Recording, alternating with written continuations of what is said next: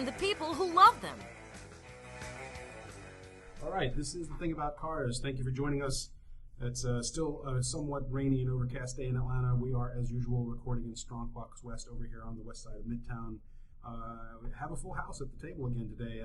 Let's just do a quick round of introductions. Eric? Becca. Ronny. Becca. Ben. Right, so we've got both Beccas with us, and we're going to try to tackle 4 things today. I have a friend who's looking for a car, and he's got some specific requirements in mind. I'm going to talk about that real quick. Ronny wants to talk about prioritizing modifications to your car. Eric doesn't want to talk about his thing. Come on, we're going to get it. No, mine was a piggyback to the prioritizing mods. Okay. It was just a comment on it. Okay. So we'll share. And It's still. It's not a whole topic. It's relevant. So yeah, and then Becca wants to talk about Salvage rebuild. salvage rebuild. Let's start with the prioritizing mods, Ronny. What do you take it away? So I've had this 1993 Nissan 240SX for quite some time now, but I've been lending it out to people that were in desperate need of transportation due to extenuating circumstances and just general misfortunes. And I'm one of those guys that has a collection of really crummy cars, so I always have a mode of transportation to get me around. And I'm also one of those guys that just makes things work, so I'm never really too concerned about anything. So this 240 has been exchanging hands for the past 2 years or so, and it finally landed back in my hands with a leaking fuel tank, both of my rear fenders completely dented in, and misfiring on 2 cylinders. So this is great, right? Good grief. Oh, wait. I have to point out, and we're going to have to read this so that people can see it, but I have a shirt that maybe you need. Just one more car, I promise. That's great. So you said you lent this car out to a friend? To various friends. Very close yeah. friend. What kind of friend gives you dented fenders and a leaky gas tank? And It's one of those things where I'm trying to remove my materialisticness and Call them out by name. Shame them on the podcast. I can't do that to the people. Yeah. I don't think they know what they're doing, though, do they? No, none of them are car people is the thing. That's what I was thinking. I will admittedly say that I had an obsession problem with an S2000 that I had, and I just sunk way too much money into it, and I coveted the thing so much, and it became a problem because it was a fantastic car. Sure. Becca is blown away by this. No, I'm suddenly thinking I met you at an S2000 convention in North Carolina. This is going back, though. I mean, back. Last time I had my S2000 was in 2009. How long did you have it? About a year. Okay, so maybe not. It was suddenly clicking. I'm sorry. I didn't mean for anybody to hear that. I had the weird look trying to... Yeah. No deja vu is happening or no... I was trying to remember something. So anyway. Anyway. Yes. So I thought that was a problem at the time, and so when I got the 240, I was like, well, it's eventually going to be a race car or a drift car or something along the lines of that. However, I can't covet it. I always have to be able to just, serve people first in that sort of respect. So I gave it away to people that needed it. It's actually currently on loan out to a guy that needs his S2000 fixed. Good friend, but he doesn't have an alternate mode of transportation, and so he now has the 240.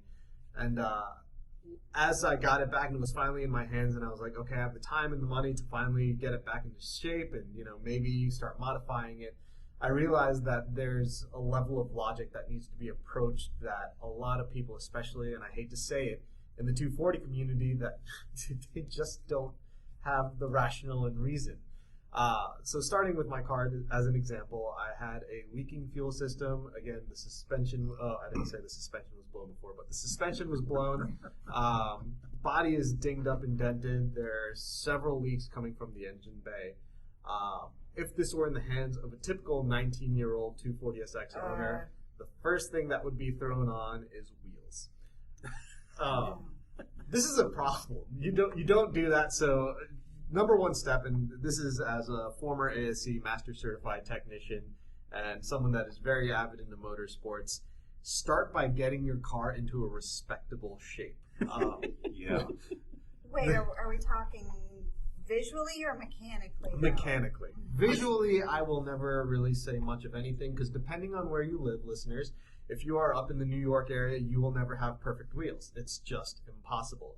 If you Or live heavy sheet metal or right, if you live in the Cleveland, Ohio area, your car has been eaten through by all kinds of salt and rust. It's inevitable. However, you can do your due diligence to make sure it is in good, sound mechanical condition so that even while you're floating on whatever suspension and wheels that you love so much, you'll be able to stop before you cross that red light and not get T-boned by a truck. You want to make sure that your car is in sound mechanical condition. However, you can be smart along those routes. So in the case of my 240, my suspension was just shot. All the bushings are gone. You hear all these little metal pieces clanking whenever you load your suspension one way or another. Good grief.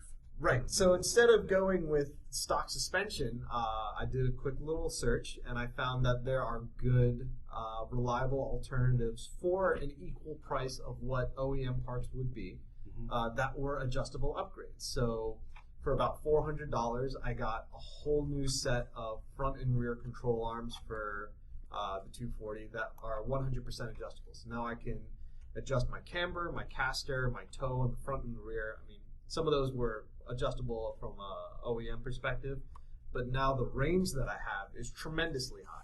And so I can keep it at a stock setting until I modify the car further, but I have reliable parts on there. And suspension is something I always harp on to start with because that's going to increase the drivability of the vehicle. It'll feel better in your hands, and you'll also get to feel what the car is more capable of, rather than, you try to go into a corner and all of a sudden you hear "Eek," and you just wonder what was that. Second thing I would recommend prioritizing is your stopping ability, so brakes. And there's very, very easy ways to do this. You don't have to upgrade to giant fixed Brembo calipers or anything along those lines. A simple brake fluid flush would be a great idea. You can go with stainless steel braided lines to increase your pedal feel. You can go with a product such as EBC or Hawk pads to increase your bite. So I got to ask real quick, Ronnie, why are brakes not as much of a priority as suspension? So That's where I was going to ask, and also as far as engine over suspension, I know you're already thinking about my Mustang. No, I'm talking about fuel leak. That would honestly be my first priority, and then suspension is the... Let's let Ronnie get through his list for sure. Okay, Right. sorry, just that's been ringing around in my head. It goes back to his thing about first and foremost making sure the car is mechanically decent. Right. So to address the fuel issue, there is no reasonable modification that I would say is available for the street in terms of fuel system. So that would fall under the category. Now, is it a fuel tank storage leak or a fuel pressure going to the engine leak? I found out it was a fuel tank storage leak. Okay. So it was right at my sending unit. So all I really JB needed weld. to do, just JB welded up. Nah. I just took some extended hose. If I wanted to, I could have gotten some braided hose, and that would have lasted longer, quote unquote. But yeah, it's just hose until I switch to a fuel cell system, which isn't DOT approved. It's good for the track. Yeah. And I'll leave this to you, Eric. What's good for the track, and this is for all you kids out there that hear this story. What is good for the track is not good for the street. I don't know how I can open it up more than that. Yeah. Eric here has a little story of a friend, and I'll let him fill that in. A customer currently, I'm thankfully not working on the car, just assisting when I need to. She has her brother's old 95 M3 track car that she has decided to put back on the street. And I keep thinking that you could have just gone to auction. At least then you got to gamble if maybe it wasn't abused. I've never heard of this She must happening. really love the car in order to take something that has been beaten up and put it back on the street again. I guess. It's low mileage. I mean, hard, but low. And that's the question. It's like, how much money do you pour into getting something street legal versus just buying another car that's already street legal and hasn't been beaten up? And that's the thing. The ABS is the issue right now.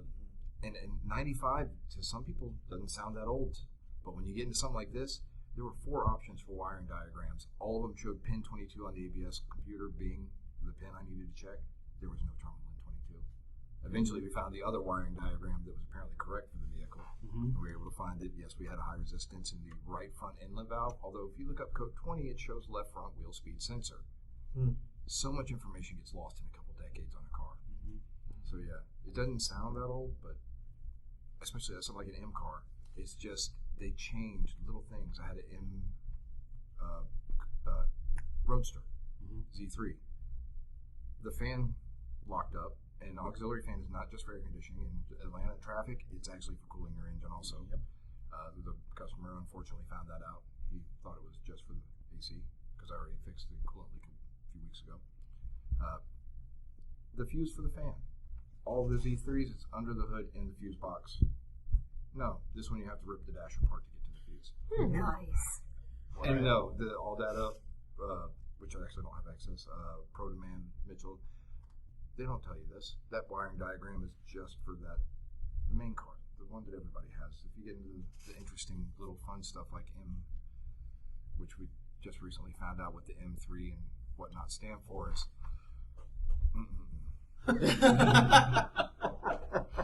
So that's my little rant on, you can have a race car, you can have a street car, you don't get both. We've had customers that insist on having both. We supercharged, one customer had 2 SRT8s, a Grand Cherokee and a 300. We supercharged, we did full exhaust, we did everything. The guy spent the money. But those T cases didn't last forever in all-wheel drive, so about 700-something horsepower Grand Cherokee. Jeez. Yeah, we put a couple T cases in, but you can't have both unless you're willing to spend the money, which some people are. Yeah.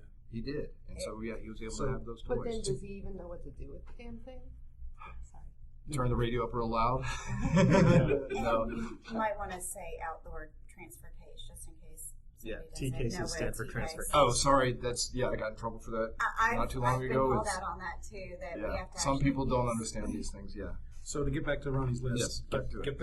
get the car in solid mechanical shape. So that would include fixing the leaks, Right. getting and then your judgment says fix suspension and then fix brakes. Yes. Well, then wait. what? So Yeah. start at the beginning. So engine, then brakes, then suspension.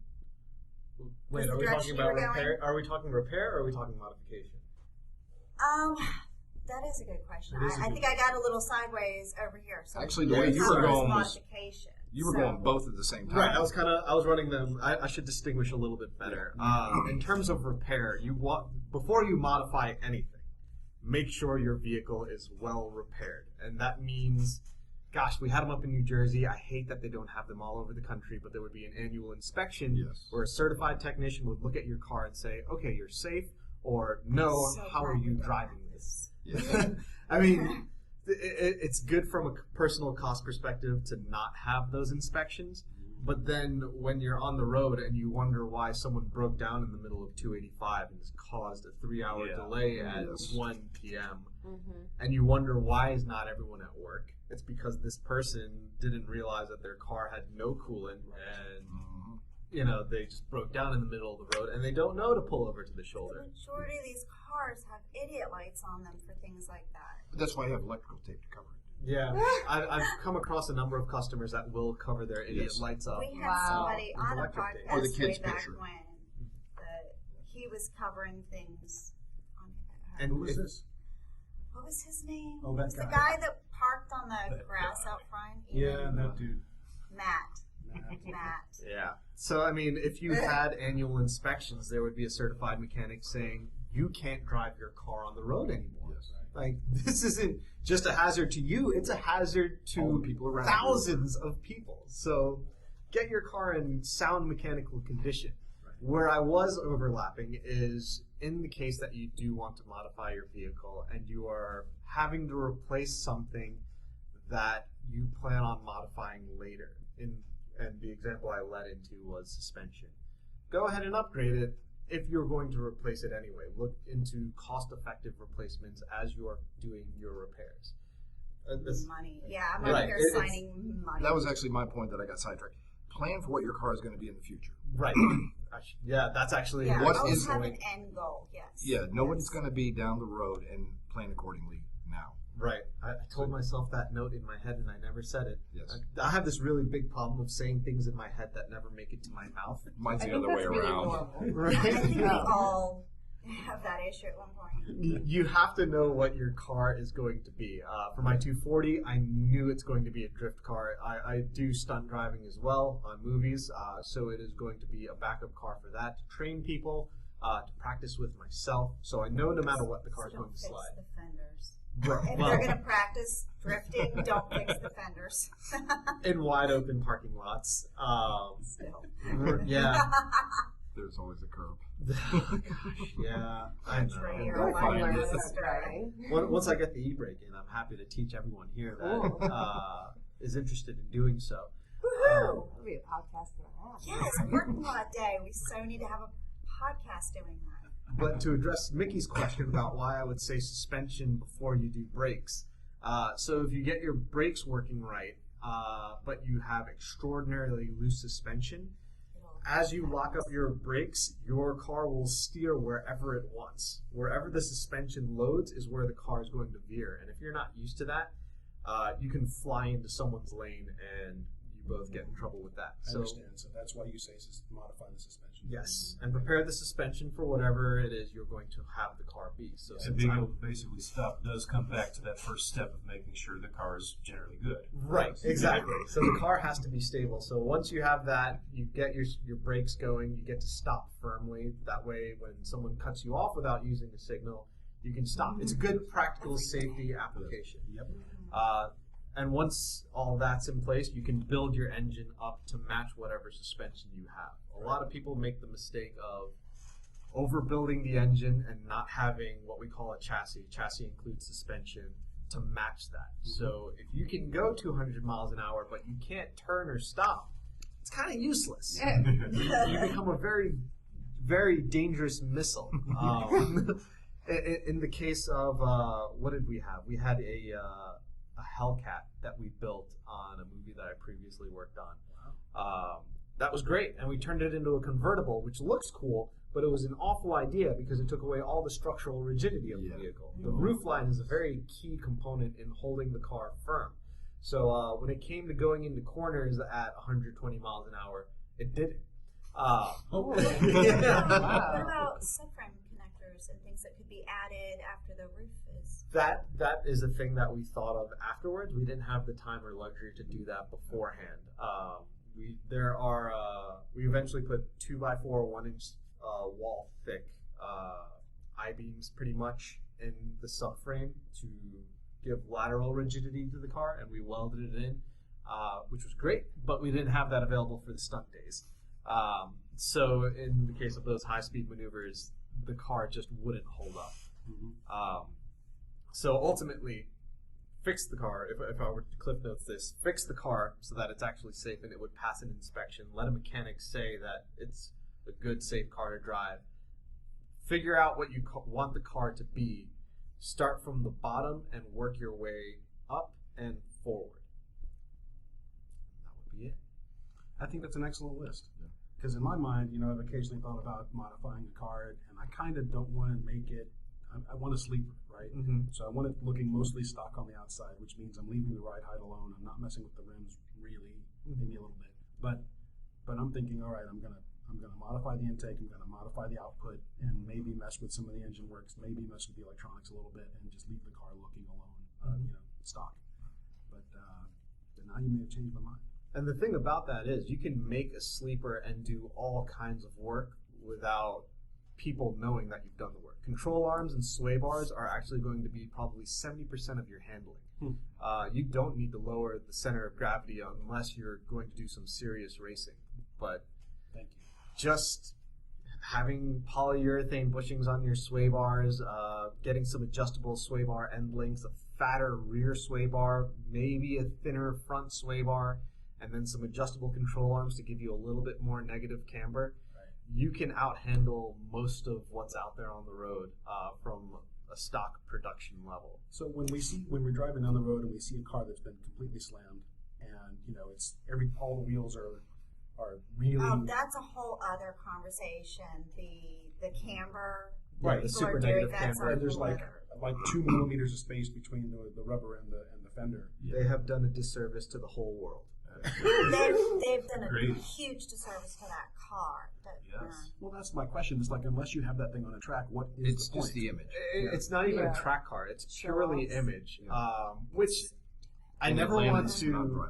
I never want to censor anyone's freedom of expression. You can do whatever you want. You are into what you are into. I can't change your mind about that. However, The problem comes in when you drive that thing on the street and you reach a speed hump and you can barely cross it at half a mile an hour, and you have to go diagonally, crossing into opposing traffic. Because you're high centering anything you cross. Right, because if you Yes. try to go straight over, you ruin your lip, you ruin your side skirt, and worst case scenario, you get stuck on this 2-inch high speed Yeah, hump. And you might break your undercar lighting. Right. Oh yeah. Your yeah. disco lights. Yes. Yeah. So, Well, I mean, that's the thing. We live in this whole culture, and I know we're running out of time, but as soon as you started to talk about modifications in general, we live in a culture that puts style above substance Yes. almost every single time. yes. Function yes. over fashion. And it kills me. Mm. It's like, Well, yeah, I've seen a bunch of cars out there that I said to myself, they put as much money and effort into making it go fast as they did into making it look fast. right. Yes. Or not even going fast, but just being sound, Sure. working well. I've seen so many cars, and at least this trend is wearing out a little bit.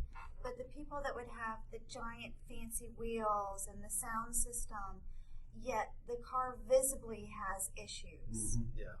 And Or the it- car has issues because of the sound system. that's a whole other. But it's just, yeah, put the money into the car. Don't worry about. And somebody pointed out that I work with, like I saw a CLA 450. Oh, wow. No. Wait. Somebody, the 4 was not the same size as the 5 in the year. So, Anybody that knows what you did, knows what you did. Anybody who doesn't know, doesn't care. So don't That's a bother great putting your point. stickers in your, it's, All right, Ronny, you want the last word on this topic before we sign off? sure. Just bear in mind when you're spending your money, it's your money. You can do whatever you want with it, but please be logical because you're not just doing your own thing. When you drive on the road with whatever you've created, you're sharing that with thousands of people. So try and be considerate of your fellow driver and your neighbor, and be smart with your money. Try and follow some advice of a professional. Excellent. All right, thank you for listening. We are The Thing About Cars. As always, a strong box rest. Wishing all of you guys an excellent day and safe driving. We will see you next time. Bye-bye.